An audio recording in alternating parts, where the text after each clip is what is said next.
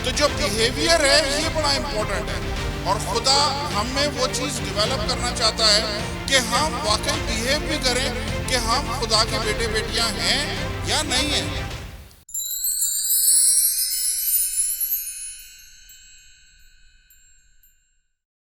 अब जब हम खुदा के एम्बेसडर हैं, हमारा वतन, हमारी शहरियत, हमारी नेशनलिटी हेवंस की है, हम खुदा से पैदा हुए, तो इस दुनिया में रहते हुए हमें किस तरह से बिहेव करना है, किस तरह से उस अथॉरिटी को यूज करना है, ये हमारा अगला सब्जेक्ट है जो हमने आज डिस्कस करना है।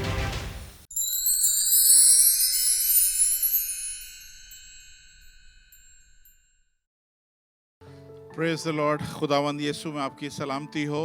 मैं आप सबको इस मीटिंग में खुशामदीद बोलता हूँ, और नए आने वाले जितने भी लोग हैं उन सबको इस चर्च में आपको हम वेलकम बोलते हैं और शुक्र अदा करते हैं कि खुदावंद आपको यहाँ पे लेके आया है।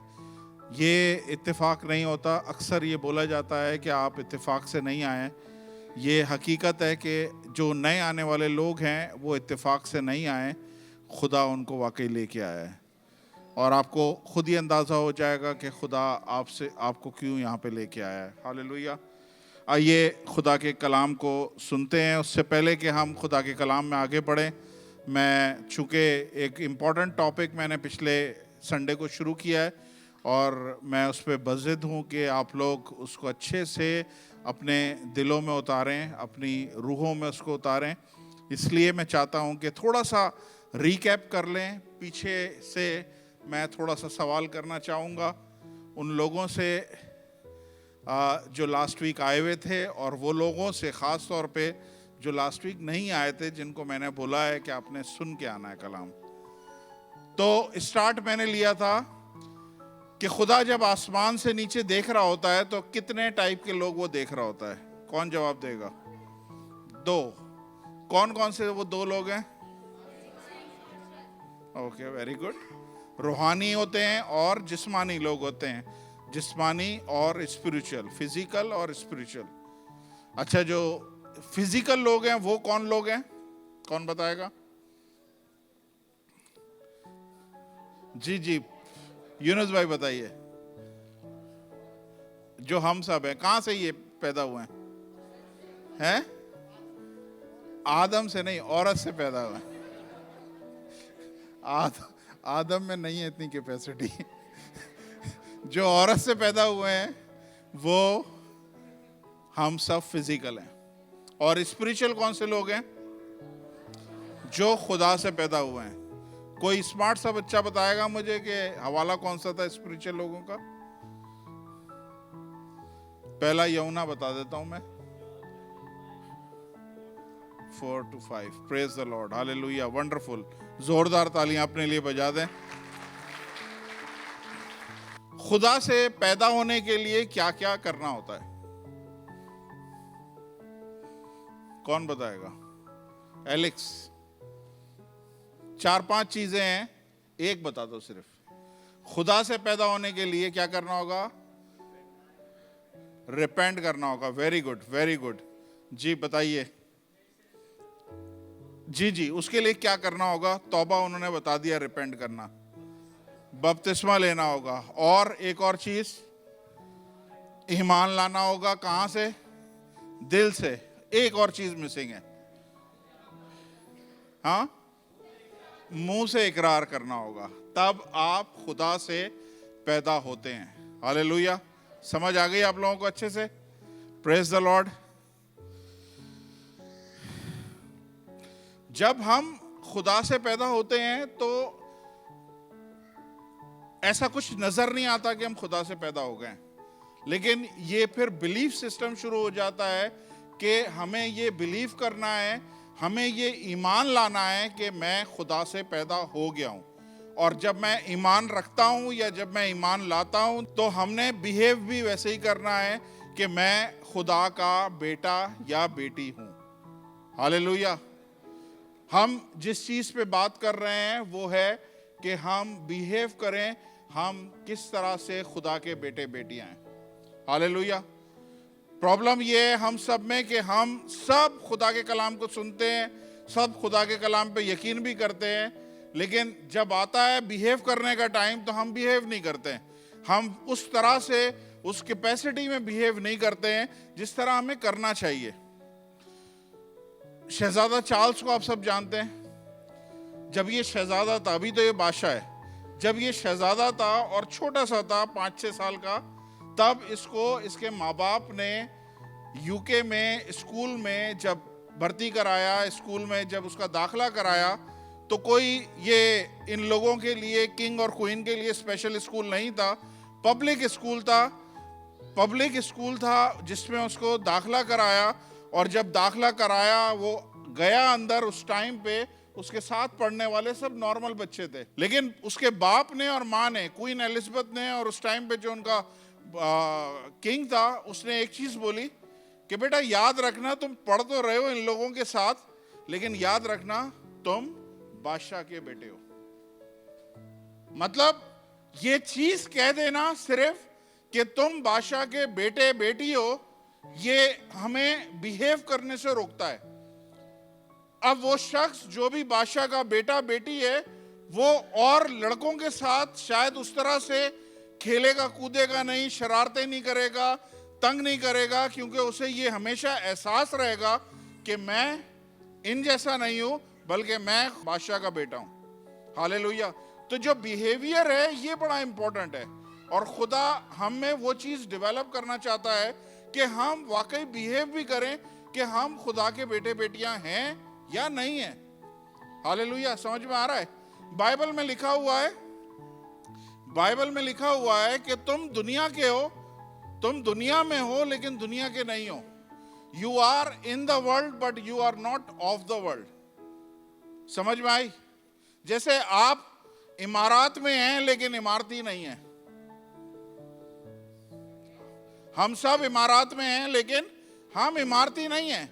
हमें हमारी लिमिट का पता है, हमें हमारी हैसियत का पता है, हमें फ्री एजुकेशन नहीं है, हमें बहुत सारी चीजें जो दूसरे इमारतियों के साथ है वो हम लोगों के साथ उतना नहीं है जितना, तो हमें हमारी लिमिट का पता है। इसी तरह जब हम इस दुनिया में खुदा से पैदा होते हैं तो हमें ये पता होना चाहिए कि हम कहाँ के हैं।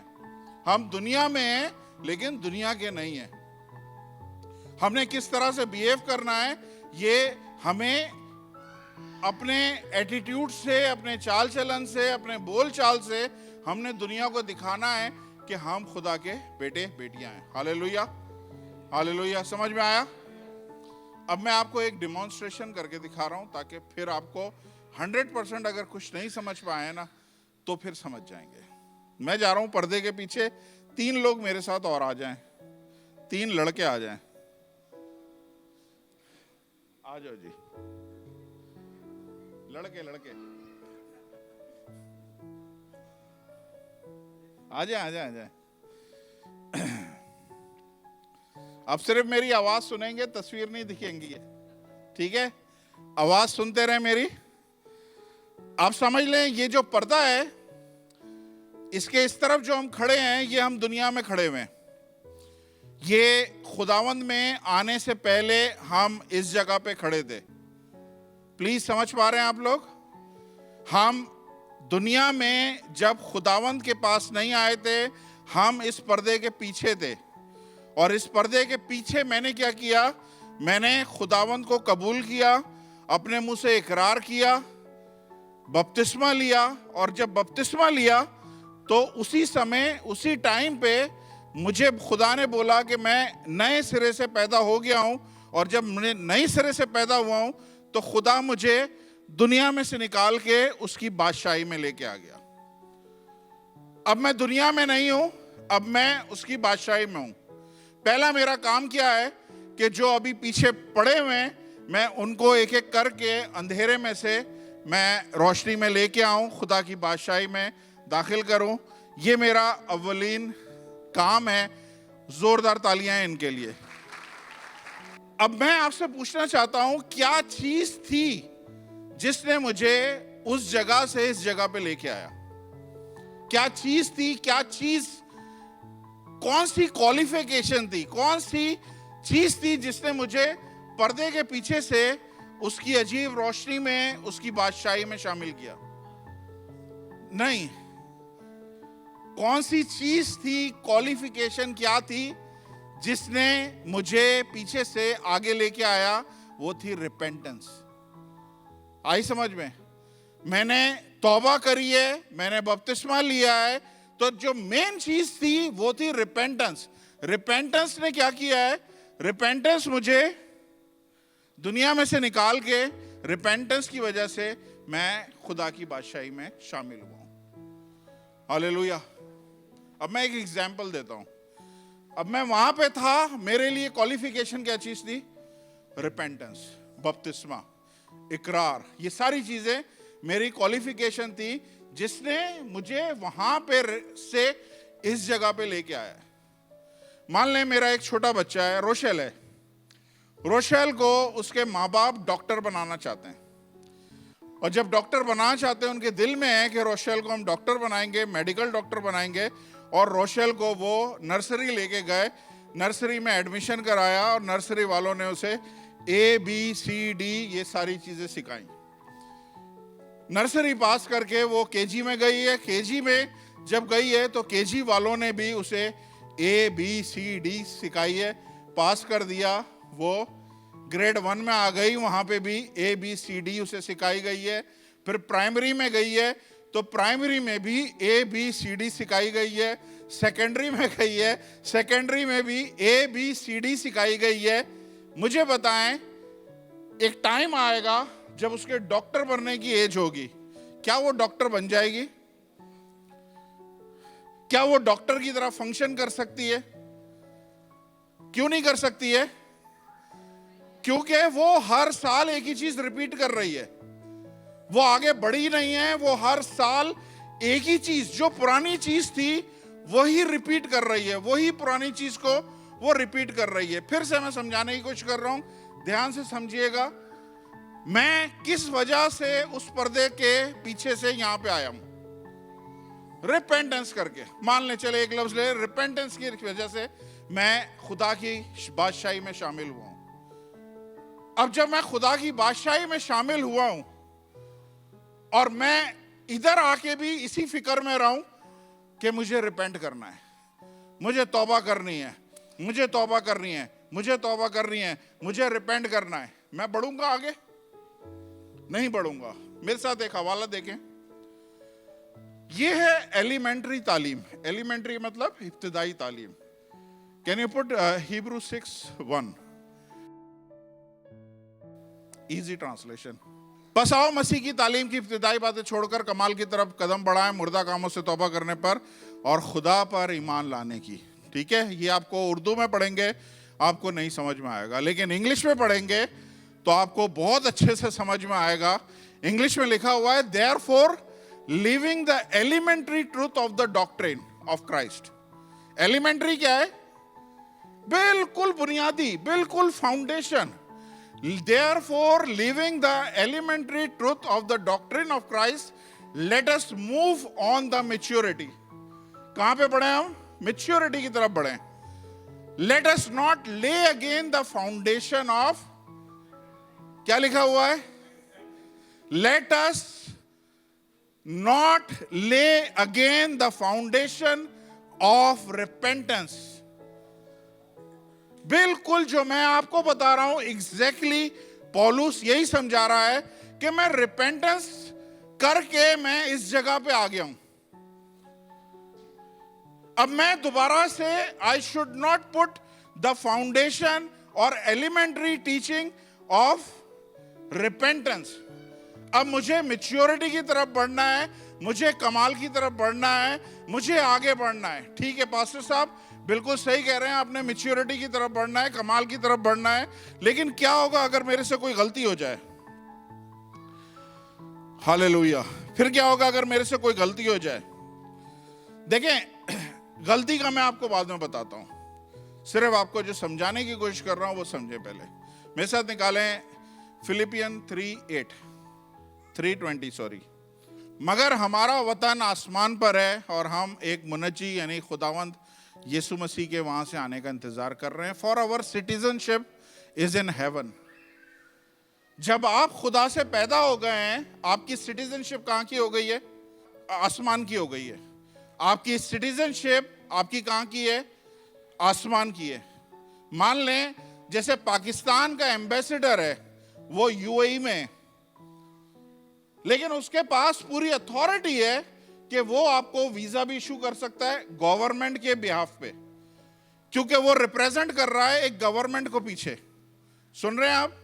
वो रिप्रेजेंट कर रहा है एक गवर्नमेंट को पीछे। उसके पास अथॉरिटी है कि वो आपको वीजा दे, उसके पास अथॉरिटी है कि आपको पासपोर्ट दे, उसके पास अथॉरिटी है आपको आईडी कार्ड दे, उसके पास अथॉरिटी है आपको शादी का सर्टिफिकेट दे। क्यों वो कर रहा है? हालांकि फॉरेन लैंड पे, हालांकि दुबई में है वो, लेकिन एक्सरसाइज क्या कर रहा है? पावर अथॉरिटी कौन सी कर रहा है? जहां से उसका ताल्लुक है। समझ आ रही है आप लोगों को? अब जब हम खुदा के एम्बेसडर हैं, हमारा वतन, हमारी शहरियत, हमारी नेशनलिटी हेवंस की है, हम खुदा से पैदा हुए हैं, तो इस दुनिया में रहते हुए हमें किस तरह से बिहेव करना है, किस तरह से उस अथॉरिटी को यूज करना है, ये हमारा अगला सब्जेक्ट है जो हमने आज डिस्कस करना है। पहली चीज, पहला माइंडसेट अपने जहन से ये निकाल दें कि आप एक नॉर्मल क्रिश्चियन है। प्लीज, क्रिश्चियनिटी ये नहीं है कि हम खुदा की बंदगी कर रहे हैं, खुदा के लिए रोजे भी रख रहे हैं, दुआएं भी कर रहे हैं, हम हर अच्छे नेक काम कर रहे हैं, लेकिन मैंने जैसे पहले बताया था कि हम डिफीटेड लाइफ जी रहे हैं, हम एक हारी हुई जिंदगी जी रहे हैं। हमारे जिस्मों में बीमारी है, हम उसका कुछ नहीं कर पा रहे हैं। हमारे घरों में कड़की है, हम उसका कुछ नहीं कर पा रहे हैं। हमारी बेटी के घर उजड़े हुए हैं, हम उसका कुछ नहीं कर पा रहे हैं। हम जॉबलेस हैं, हम उसका कुछ नहीं कर पा रहे हैं। हमारे पास औलाद नहीं है, हम उसका कुछ नहीं कर पा रहे हैं। लेकिन बाइबल क्या बोल रही है? बाइबल बोल रही है कि जो खुदा से पैदा हुआ है वो क्या है? ओवरकमर है। वो हर एक दुनिया पे गलबा रखता है। ये मैंने लास्ट टाइम आपको बताया था, जो खुदा से पैदा हुआ है वो दुनिया पे गलबा रखता है। मैंने यहां पे एग्जाम्पल भी आपको दी थी लोगों को बुला के। तो हमें किस तरह से बिहेव करना है? मैं या सोनिया या नदीम या नाजिया या जैकलिन या रसल, हम लोग कहां पे हैं? हम लोग इस जगह पे किसको रिप्रेजेंट कर रहे हैं? नहीं, हम हेवंस को रिप्रेजेंट कर रहे हैं। जितनों ने उसे कबूल किया, उसने क्या किया? उन्हें खुदा के बेटे और बेटियां बनने का उन्हें हक दिया है। तो अब आप हैं कौन? एक्चुअली आप खुदा के बेटे और बेटियां हैं। जितनों ने, जॉन चैप्टर 1 वर्स 12-13 इसमें लिखा हुआ है कि जितनों ने उसे कबूल किया, उसने उसे खुदा के बेटे बेटियां बनने का। नाउ आप अगर ये बोलते हैं कि मैं खुदा के बेटे बेटियां हूं, तो खाली बोलने की हद तक नहीं हो ना, फिर आपको वो सारी चीजें एक्सरसाइज करनी चाहिए। वो पावर को आपको एक्सरसाइज करना चाहिए जो यहां पे एम्बेसडर के पास है। वो पावर को आपको एक्सरसाइज करना चाहिए जो खुदा के लोगों के पास थी। यूहन्ना को और पतरस को ये बात समझ में आ गई। ये बात हमें नहीं समझ में आ रही, लेकिन यूहन्ना और पतरस को ये बात समझ में आ गई कि हम यहाँ के नेशनल नहीं हैं। हम किसकी अथॉरिटी में हैं? हम खुदा की अथॉरिटी को यहाँ पे यूज करेंगे। अगर खुदा का बेटा विक्टोरियस था, मैंने लास्ट टाइम बोला था, अगर यीशु मसीह ने गुनाह पे फतह पाई है, शैतान पे फतह पाई है, कब्र पे फतह पाई है, मौत पे फतह पाई है, तो मैं और आप शिकस्त वाले क्यों हैं? हम लूजर क्यों हैं? हम भी, खुदा ने मुझे और आपको बोला है, हम भी खुदा के बेटे बेटियां हैं, हम भी उसके फर्जंद हैं। तो मुझे और आपको भी एक विक्टोरियस लाइफ जीनी चाहिए जैसे खुदा के लोगों ने जी है। जॉन, पतरस और यूहन्ना को ये बात पता चली कि यार हमें अथॉरिटी एक्सरसाइज करनी है। और कैसे एक्सरसाइज करनी है? उनके सामने एक जन्म का लंगड़ा बैठा हुआ था उसने कुछ मांगने के लिए उनके आगे हाथ बढ़ाया। उसने बोला, सोना चांदी हमारे पास है नहीं, लेकिन जो हमारे पास है वो तुझे दिए देते हैं। क्या थे उनके पास? उनके पास अथॉरिटी थी, उनके पास आसमान की पावर थी, जो ये सिर्फ जानने से पता चला कि मैं इंसान का बच्चा भले नजर आ रहा हूं, लेकिन मैं असल में इंसान का बच्चा नहीं हूं, मैं खुदा का बेटा और बेटी हूं। उसने बोला, उठ यीशु मसीह के नाम से। और वो बंदा जो जन्म का लंगड़ा था, उसी टाइम पे उठ खड़ा हुआ। उसके टखने, उसकी हड्डियां, हर एक चीज सेकंडों में मजबूत हो गई है। मैं इसलिए बोल रहा हूं कि ये चीज मैंने कभी खुद एक्सरसाइज नहीं करी, लेकिन मैं चाह रहा हूं कि हम मिलके इस चर्च में इस चीज को शुरू करें। हम अपनी अथॉरिटी को, अपनी वैल्यू को जान सके कि मैं हूं कौन। समझ आ रही है? प्लीज, हम अपनी अथॉरिटी को, अपनी वैल्यू को जान सकें कि मैं हूं कौन, क्या करता हूं मैं। हालेलुया। तो यहां से, पर्दे के पीछे से जब मैं आगे आ जाऊंगा, तो भी गलतियां तो होंगी, तो भी तो गुनाह होंगे। फिर मैं क्या करूंगा? खुदा का कलाम देखते हैं, खुदा का कलाम क्या बोल रहा है। ओल्गा 1 जॉन चैप्टर 3 वर्स 9। जो कोई खुदा से पैदा हुआ है गुनाह नहीं करता। ये बड़ा एक स्ट्रेट फॉरवर्ड एक लाइन खुदा ने लिख दी है कि जो कोई खुदा से पैदा हुआ है वो गुनाह कर नहीं सकता। क्यों नहीं कर सकता? इसमें लिखा है क्योंकि उसका तुखम उसमें बना हुआ है, बना रहता है, बल्कि वो गुनाह कर ही नहीं सकता क्योंकि खुदा से पैदा हुआ है। प्लीज, ये पॉइंट पे मैं थोड़ा सा टाइम लूंगा। इंग्लिश में मैं आपको NIV का सिर्फ ट्रांसलेशन बताता हूं, उसने इस चीज को आसान कर दिया है। प्लीज साइलेंस, ध्यान से सुनो। लिखा है, no one who is born of God will continue in sin. ये जरा इजी है, ये एक्सेप्टेबल ट्रांसलेशन है। No one who is born of God continue in sin. जो कोई खुदा से पैदा हुआ है वो कंटिन्यू गुनाह में नहीं रह सकता। क्यों गुनाह में नहीं रह सकता? क्योंकि खुदा का, बाइबल में लिखा है, तुखम उनमें बना हुआ है। खुदा का सीड उनके अंदर है, जो उन्हें डिफीटेड नहीं रहने देगा, उस गुनाह पे गलबा लेके आ जाएगा। समझ में आई? ये ओवरनाइट नहीं होगा। प्लीज ध्यान से सुने, अभी रुक जाए, तालियां नहीं बजाएं। ये ओवरनाइट नहीं होगा। ये लड़की आपके सामने जैकलीन खड़ी हो, आज से 15 साल पहले समझ लें, या 12 साल पहले, जैकलीन सिस्टर जो थी, इनके घर में मेहमान आ जाएं, ये उनके सामने नहीं जाती थी, अलग कमरे में बैठ जाती थी। इतनी शाय थी। ओवरनाइट नहीं चेंज हुआ। ओवरनाइट नहीं चेंज हुआ। क्यों नहीं चेंज हुआ?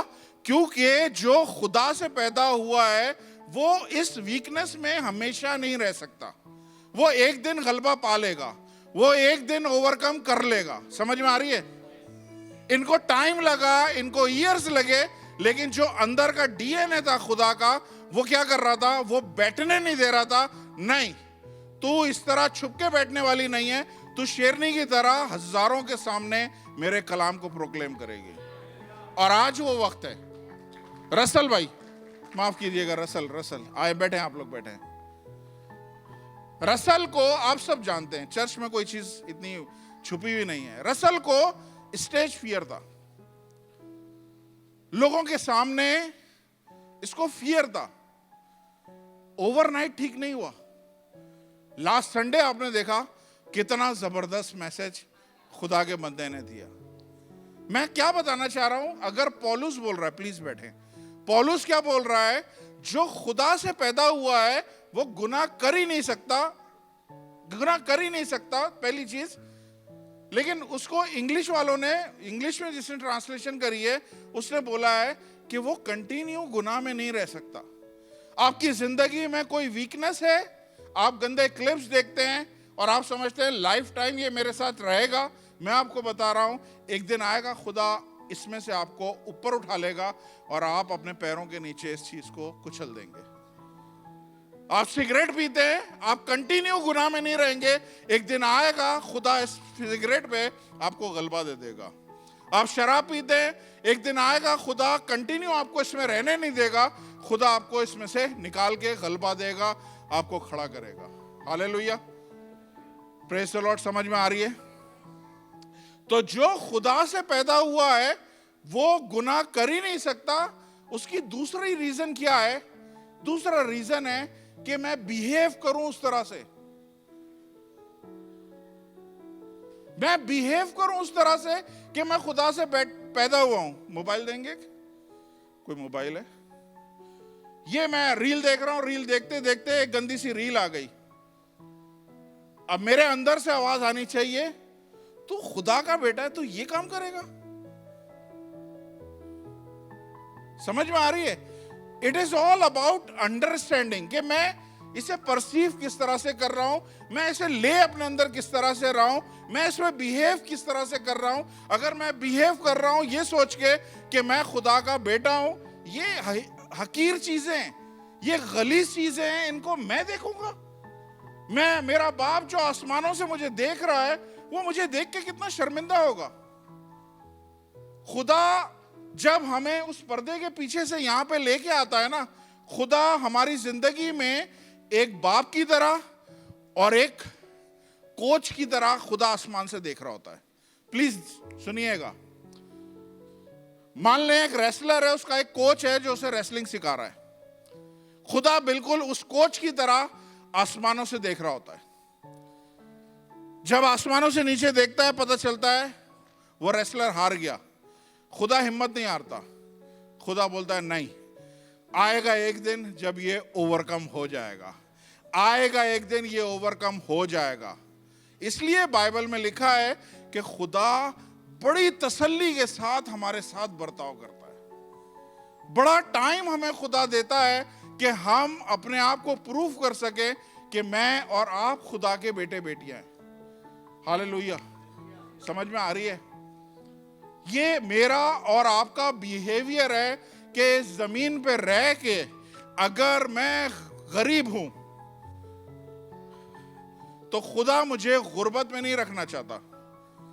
ये मेरा काम है कि मैं गुर्बत पे गलबा पाऊं। मैं अगर बीमार हूं तो खुदा मुझे बीमारी में, खुदावंद यीशु मसीह ने इसलिए जान नहीं दी है कि वो हमारे लिए हम अभी भी बीमार रहें। नहीं समझ में आई? देखिए, मेरी और आपकी निजात किस तरह से थी? खुदावंद यीशु मसीह के सलीब पे कफारा देने से। खुदावंद यीशु मसीह सलीब पे जाते, कफारा देते और फिनिश, हमारी निजात हो जाती।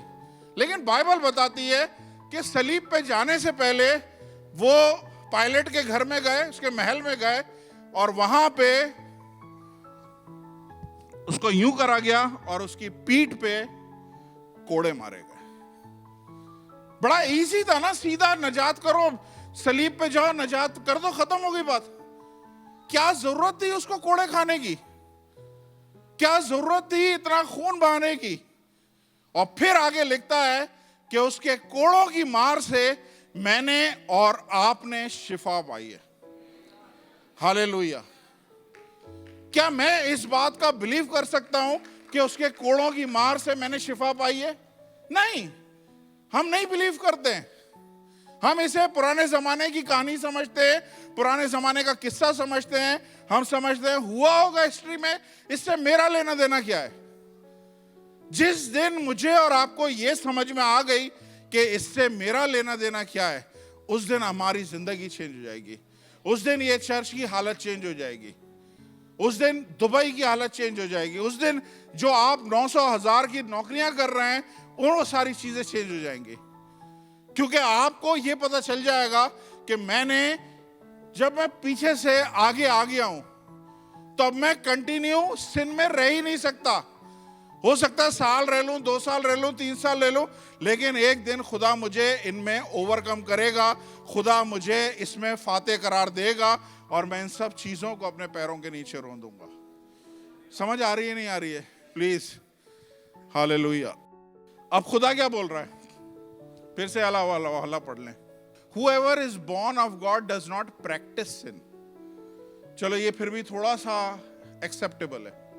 Whoever is born of God does not practice sin. मतलब लाइफ टाइम वो गुनाह में नहीं रहेगा, वो गुनाह की प्रैक्टिस करता नहीं रहेगा, वो गुनाह को रिपीट नहीं करता रहेगा, वो क्या करेगा? ओवरकम हो जाएगा। His seeds abides in him and he cannot sin because he has been born of God. खुदा, अब अगर इसको अगर थोड़ा बारीकी से आप लोग देखें ना, दिलावर भाई इधर मेरी तरफ देखें, इधर लेफ्ट साइड वाले सारे, आप लोग देखते नहीं है ना, प्रॉब्लम ये देखते नहीं है तो ख्यालात कहीं से कहीं ले जाते हैं आपको। हालेलुया। प्लीज, ये आपकी जिंदगी को चेंज करने वाले मैसेज हैं। मैं अपने आप को बूस्ट नहीं कर रहा, मैं दिल से बोल रहा हूं।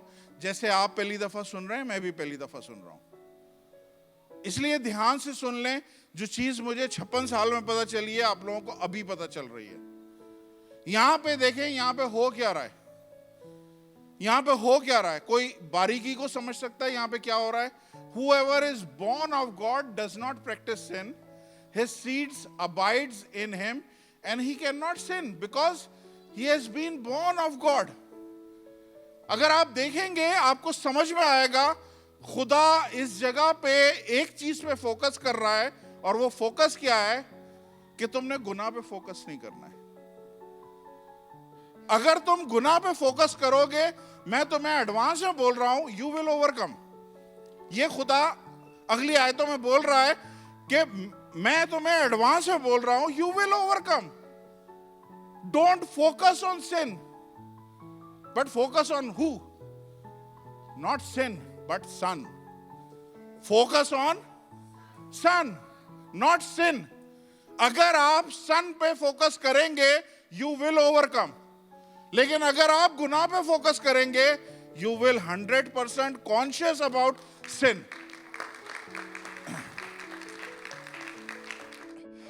मैथ्यू 14 वर्स 25, एक हवाला मैं आपको दिखाता हूं, आपको अच्छे से समझ में आ जाएगा। ये खुदावंद यीशु मसीह ने अपने शागिर्दों को कश्ती पे भेज दिया है, और कश्ती पे वो जा रहे हैं, और कश्ती में तूफान उठ गया, और ये हो गया, सब कुछ हो गया है। और उसके बाद खुदावंद यीशु मसीह रात को पानी पे चलते हुए आ रहे हैं। देखो हो क्या रहा है, सुने। और रात के चौथे पहर झील पे चलता हुआ उनके पास आया। नेक्स्ट, शागिर्द उसे झील पर चलते हुए देख के घबरा गए और कहने लगे, भूत है, डर कर चिल्ला उठे। नेक्स्ट, यीशु ने फौरन उनसे कहा, खातिर जमा रखो, मैं हूं, डरो मत। ओके। पतरस ने उससे जवाब में कहा, खुदावंद अगर तू है तो मुझे हुक्म दे कि मैं पानी पर चलकर तेरे पास आऊं। सुने, ये है नई लाइफ, ये है बॉर्न अगेन लाइफ, ये है पर्दे से पीछे आने की लाइफ। पर्दे से निकलकर मैं सामने आया हूं, ये वो लाइफ है। और पतरस क्या बोल रहा है? तो मुझे हुक्म कर तो मैं पानी पे चल के आऊं। इससे पहले कभी भी इसके जहन में ख्याल नहीं आया, इससे पहले किसी दुनिया के किसी शख्स के जहन में ख्याल नहीं आया पानी पे चलूं। लेकिन जैसे ही ये बॉर्न अगेन, आप समझ ले, ये बॉर्न अगेन जिंदगी है।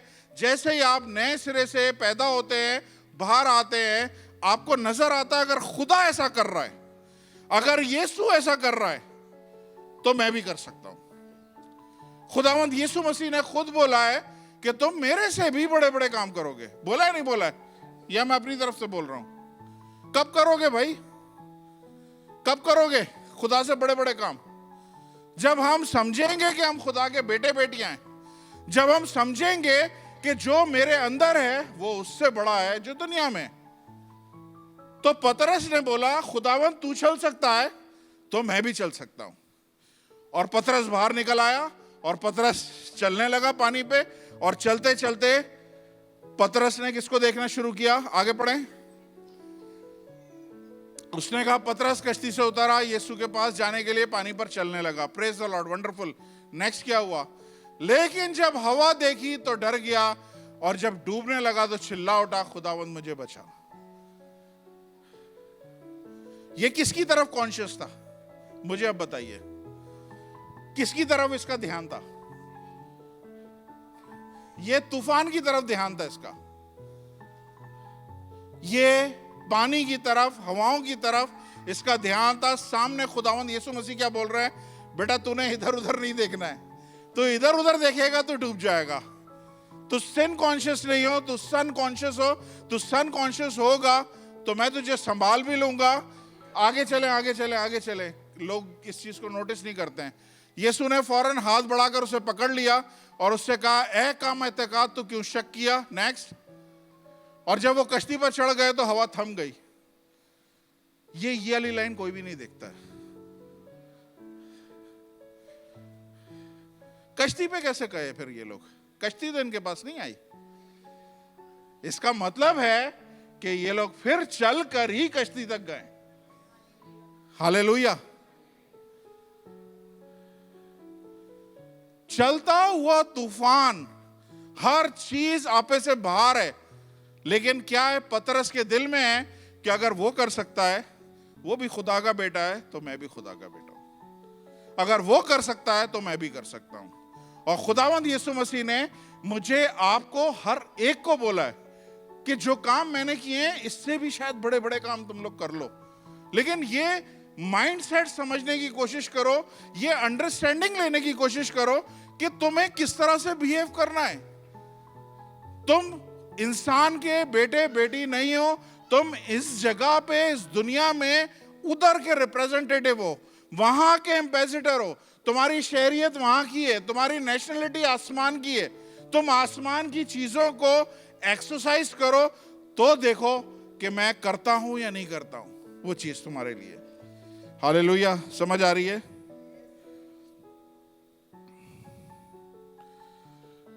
जब हम बॉर्न अगेन होते हैं ना, जैसे ही हम खुदा से पैदा होते हैं, मैंने आपको लास्ट टाइम भी बताया था, खुदा अपना डीएनए हम में डाल देता है। और वो डीएनए जो है हमें लूजर रहने नहीं देता। मैंने लास्ट टाइम भी पूछा था कितनों को हार पसंद है।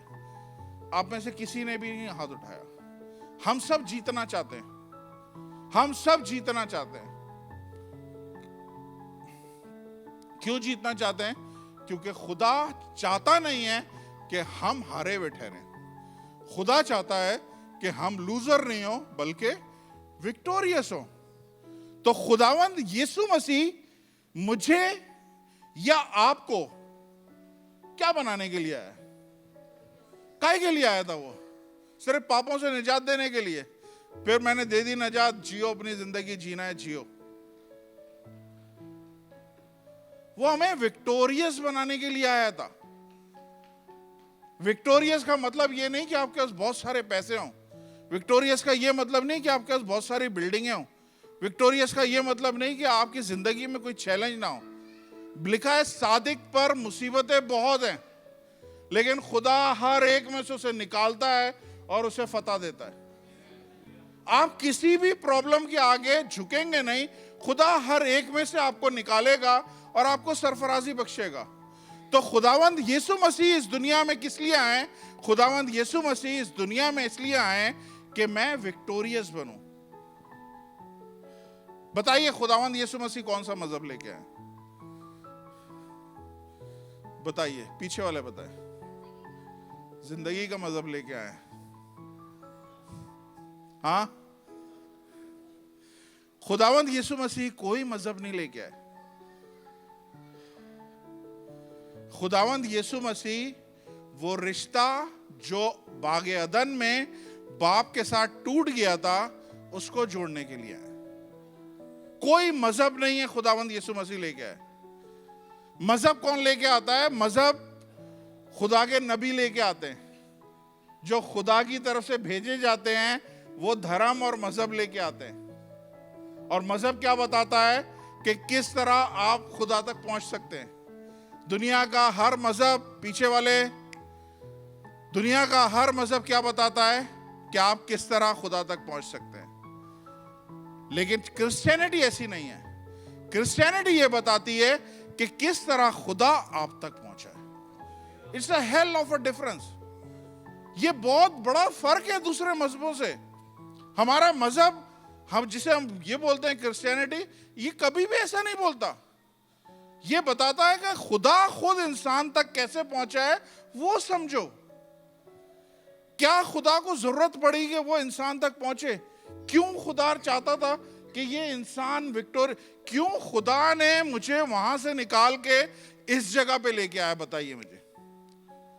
फिर मैं गिरता रहूं, फिर उठता रहूं, फिर गिरता रहूं, फिर उठता रहूं, ऐसे ही कर करके कि मैं आखिर एंड में अपनी रेस तमाम कर लूं, बोलूं मैं बहुत अच्छी कुश्ती लड़ चुका हूं। और वाकई कुश्ती लड़ी है, क्योंकि सारी जिंदगी स्ट्रगल में गई है। खुदा मुझे और आपको इसलिए नहीं नजात देने आया कि हम सिर्फ गुनाहों से नजात पाएं। उसने नजात के साथ आपको टाइटल दिया है कि अब तुम खुदा के बेटे बेटी आओ। जो मैं कर रहा हूं वो करके दिखाओ। अगर पतरस और यूहन्ना जो है वो उसको उठा खड़ा कर सकते हैं, पौलुस मुर्दे को जिंदा कर सकता है, दूसरे खुदा के खादिम ऐसा कर सकते हैं, या एक्सरसाइज द सेम पावर।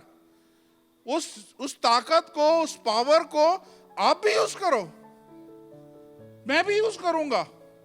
दिलबर भाई, हमने यूज करनी है उस खुदा की पावर को ताकि हम उस कैपेसिटी में चल सके।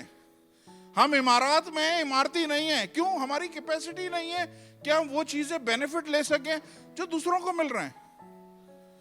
लेकिन जब हम उस कैपेसिटी को जान जाएंगे, उस अथॉरिटी को जान जाएंगे, मैं बता रहा हूं गुनाह तो होगा ही नहीं, पहली चीज। क्योंकि गुनाह होते ही आपको बोलेगा, आपको खुद होगा कि यार मेरी ये औकात है, मैं ये काम करूं। ऊपर से आसमानों से वो मुझे इसलिए नजात दी है कि मैं ये छोटे छोटे घटिया चीजों में फंसा रहा हूं। खुदा आपको पावर देगा कि आप किस तरह से ओवरकम हो सकते हैं। हालेलुया। खुदा मेरे को और आपको मजहबी बनाने नहीं आया। प्लीज ये ज़हन में रखे। मजहबी लोग खुदा को पसंद नहीं थे। प्लीज, जो नए नए बिल्कुल खुदावंद में आए हैं उनके लिए बात शॉकिंग है। मजहबी लोग खुदा को पसंद नहीं थे। खुदा हमें मजहबी बनाने नहीं आया है, खुदा हमें स्पिरिचुअल बनाने आया है। आसमान से कितने लोगों को देखता है वो? कौन कौन से? फिजिकल और स्पिरिचुअल। उसमें कोई रिलीजियस लोग हैं, फकी फरीसी रिलीजियस थे। कभी वो विक्टोरियस जिंदगी जिए? कभी खुदावंद यीशु मसीह के साथ उनकी कभी दोस्ती हुई? 36 का आंकड़ा रहा है उनके साथ, आखिर तक इसी तरह एक दूसरे के साथ रहा है। तो प्लीज खुदारा रिलीजियस ना बने। खुदावंद यीशु मसीह मुझे और आपको रिलीजियस करने नहीं आया है, मुझे और आपको विक्टोरियस करने आया है, स्पिरिचुअल बनाने आया है, ताकि जमीन पे इस बॉडी में रह के हम आसमान की उस पावर को डिस्प्ले कर सके, ताकि दुनिया जान सके कि हाँ ये खुदा के बेटे बेटियां हैं। Praise the Lord, hallelujah. 1 John chapter 4 and 4। ऐ बच्चों, तुम खुदा से हो और उन पर गालिब आ गए हो, क्योंकि जो तुम में है वो उससे बड़ा है जो दुनिया में है।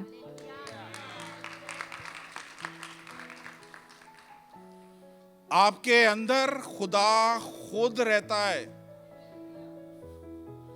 अब बहुत सारे लोग तो यकीन ही नहीं करेंगे ना। ये मेरा नहीं है कलाम भाई, ये कलाम में से अपनी बाइबल खोलो, उसमें पढ़ लो, ये लिखा हुआ है। तुम दुनिया पर गालिब आए हो, तुम उस पर गालिब आए हो, तुम हर एक चीज पर गालिब आए हो। क्यों गालिब आए हो? अपनी एबिलिटी से नहीं, अपनी ताकत से नहीं, बल्कि किस वजह से? क्योंकि तुम्हारे अंदर कोई है। तुम्हारे अंदर जो है वो उससे बड़ा है जो दुनिया के अंदर काम कर रहा है। जिस दिन हम ये समझ जाएं कि हमारे अंदर कौन है, मैं आपको बता रहा हूं कि इस जमीन पे हम लोग ऐसी लाइफ नहीं जिएंगे जैसी जी रहे हैं। हम लोग विक्टोरियस लाइफ जिएंगे। एक जमाने में मेरे दिमाग में कई साल पहले कीड़ा आ गया था, सुन लें। और कीड़ा क्या आया था? कीड़ा आया था कि क्रिश्चियनिटी में सफरिंग, बगैर सफरिंग के मुकम्मल ही नहीं है सफर। तो सफरिंग होना बहुत जरूरी है। खुदावंद के सारे शागिर्द सफर हुए, यीशु मसीह सफर इंग्लिश वाले सफरिंग की बात कर रहा हूं। यीशु मसीह ने तकलीफें उठाई, शागिर्दों ने तकलीफ उठाई। पिछली हिस्ट्री से आप देख लें, सब ने तकलीफें उठाई हैं। कहीं ना कहीं हम सब तकलीफों में से सारे। तो मेरे जहन में ये कीड़ा आ गया कि हेनरी साहब, अगर आपने अच्छा क्रिश्चियन बनना है ना, तो बगैर तकलीफ उठाए, बगैर सफरिंग के आप मुकम्मल हो नहीं सकते। बिलीव करें, जो आप सोचते हैं ना, वो आपकी जिंदगी में होना शुरू हो जाता है। कई साल सफरिंग के गुजरे, कई साल सफरिंग के गुजरे। खुदा का कलाम टोटली अलग है, बिल्कुल डिफरेंट डायरेक्शन खुदा दे रहा है हमें। अगर मैंने ही सफर करना था तो फिर वो क्यों सफर हुआ? मैंने ही तकलीफें उठानी है तो खुदावंद यीशु मसीह को तकलीफें उठाने की क्या जरूरत थी? फिर तकलीफें उठा के, सारी चीजें करके उसने बोला, आसमान और जमीन का कुल इख्तियार मेरे पास है और मैं ये अथॉरिटी तुम्हें दे रहा हूं। जाओ, सारी दुनिया को शागिर्द बनाओ। जो ईमान लाए उसे बाप, बेटे, रूह कुद्दुस के नाम से बपतिस्मा दो। तो क्या करोगे? तुम खुदा की बादशाही को बढ़ाने का काम करोगे। सारी दुनिया जो है पर्दे के पीछे, लेकिन एक एक करके जब हम लेके आएंगे ना, तो क्या कर रहे हैं हम? खुदा की बादशाही को बढ़ा रहे हैं। और कलाम में क्या लिखा हुआ है कि उसकी बादशाही का कोई अंत नहीं है, उसका कोई एंड नहीं है। वो बढ़ती जाएगी, बढ़ती जाएगी, बढ़ती जाएगी। आज कितनी दुनिया मसीह है, लेकिन कितनी दुनिया सच में उस तरह बिहेव कर रही है जिस तरह खुदा चाहता है मुझसे और आपसे।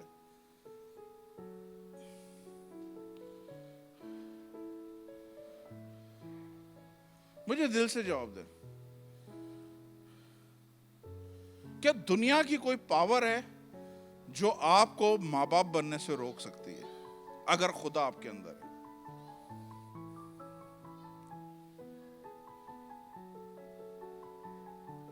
उसने बोला है जो तुम्हारे अंदर है वो उससे बड़ा है जो दुनिया में। जो आपके अंदर काम कर रहा है उसको पहचाने वो कौन है। आप वहां से पर्दे के पीछे से जब यहां आए हैं, पास्टर इलियास याद है मेरे जो बॉस थे, आए थे, हाँ, टोपी लगा के जो सर पे आए थे, उनका मैसेज याद है? उन्होंने थोड़ी सी आगे की बात करी थी। उन्होंने बोला हम किस तरह से, how we behave like a son. नेपी सन याद आ रहा है किसी को?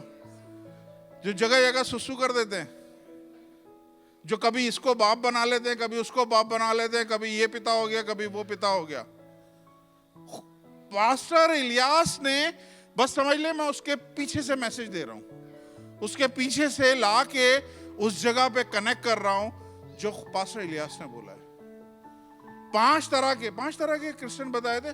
5 तरह के क्रिश्चियंस थे, 5 तरह के सन्स में से मैं और आप किन के साथ मिले हुए, किस कैटेगरी में? हम वो नेपी क्रिश्चियन हैं या हम मैच्योर क्रिश्चियन हैं? अभी कहीं पे हमने पढ़ा था मैच्योरिटी की तरफ जाएं, एलिमेंट्री तालीम के पीछे ना जाएं। उधर से तो हो के आप आ गए हो, नाउ बिहेव लाइक कि आपने इसमें आगे कैसे प्रोग्रेस करनी है, कैसे आप जब चल रहे होंगे तो आपके यहां इसी हॉल में, सुनेगा, इसी हॉल में, बहुत शुरू की बात है, 2009 की बात है, एक पास्टर आया और उसका साया जैसे मेरा यहां पे पड़ रहा है ना, इसी हॉल में मैं, मेरी वाइफ सब बैठे हुए थे। उसने पता है क्या बोला? उसने बोला 10 लोग जो सबसे पहले दौड़ के आएंगे और इस साये में आएंगे, उनके लिए एक स्पेशल प्राइज है। उसने कलाम शुरू ही नहीं किया, कुछ भी नहीं किया। उसने माइक उठाया, अपना साया देखा, अभी तो लाइटें चेंज हो गई हैं, तो उसमें उसका शैडो पड़ रहा था। उसने बोला 10 लोग पहले भाग के साये के नीचे आ जाए। बिलीव करें, एक शख्स उस साये तक नहीं पहुंच सका। यहां तक पहुंचते पहुंचते धड़ धड़ धड़ धड़ धड़ धड़ धड़ धड़ सब गिर गए।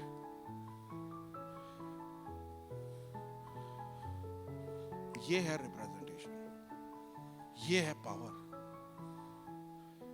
पास्टर अंकुल नरोला को देखा, खड़े होते हैं जब बदरुओं को डांट रहे होते हैं, कोई है पावर खड़ी हो सके? क्यों? क्योंकि उनको समझ आ गई है इस बात की। He is acting like a child of God. कितने लोग जानते हैं? कितने लोग डाई हार्ट फैन हैं उनके?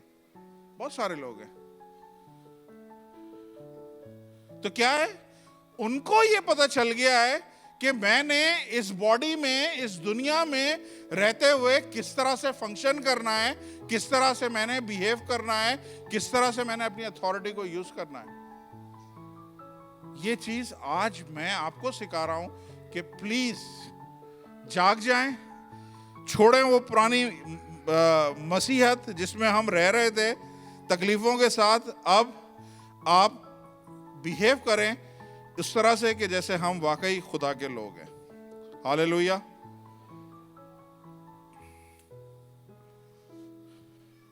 अभी आप में से कुछ लोगों के सवाल होंगे, पास्टर जी जो कुछ आप बोल रहे हैं वो नहीं है, ऐसा हो नहीं सकता। नहीं, ऐसा नहीं है, नामुमकिन है। It's your choice. आपको नहीं लगता है, आप नहीं ले। मुझे लगता है मैं लूंगा। मुझे लगता है इस चर्च के 50% से ज्यादा लोगों को लग रहा है कि हाँ, हम लोग लैक कर रहे थे, हम लोग बहुत बड़ी अपॉर्चुनिटी को मिस कर रहे थे, हम लोग मजहबी बने हुए थे, हम लोग स्पिरिचुअल अथॉरिटी के साथ चलने वाले लोग नहीं बन सके। आज एक्सरसाइज करें, अदरवाइज जिंदगी आपके सामने है, जैसी चल रही है ऐसी ही चलती रहेगी। लेकिन अगर आप चाहते हैं इस जिंदगी में रूल करें, इस जिंदगी में विक्टोरियस हो, तो फिर behave like a child of God. किस तरह से आपने बिहेव करना है, किस तरह से आपने अपने अथॉरिटी को यूज करना है, ये खुदा ने चाहा अगले हफ्ते हम सीखेंगे। अपने कदमों पे खड़े हो जाएं, दुआ करते हैं।